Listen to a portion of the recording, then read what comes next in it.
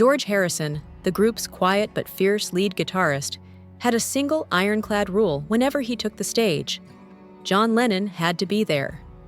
Harrison regarded Lennon as the band's big brother, insisting he would happily sign up for any group that had John in it. The sentiment did not extend to Sir Paul McCartney.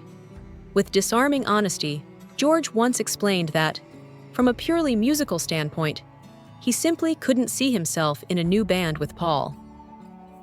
Lennon's songwriting spoke to Harrison in a way McCartney's never quite did.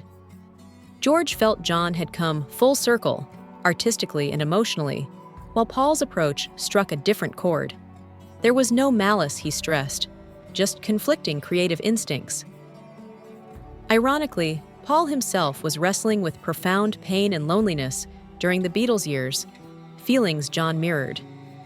Biographer Ian Leslie, whose new book explores the Lennon-McCartney bond, argues the duo's magic lay in a blend of stark differences and uncanny similarities.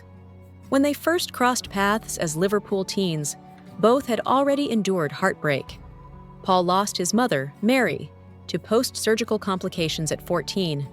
John's mother, Julia, died in a traffic accident when he was 17. That shared grief, Leslie suggests, fused them together.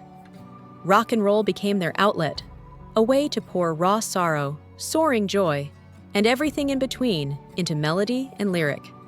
Because they grew up in an era that discouraged open talk about emotions, and therapy was virtually unheard of, their songs became an emotional diary. Every Lennon-McCartney composition crackled with their private triumphs, tensions, and affections for one another. The partnership unraveled in 1970 when Paul's announcement that he was quitting effectively ended the Beatles. Old wounds bled into vinyl. Lennon fired the first shot with How Do You Sleep? McCartney answered with Too Many People. Those musical salvos, Leslie believes, were less about spite and more about unresolved hurt neither man had ever been taught to discuss face to face.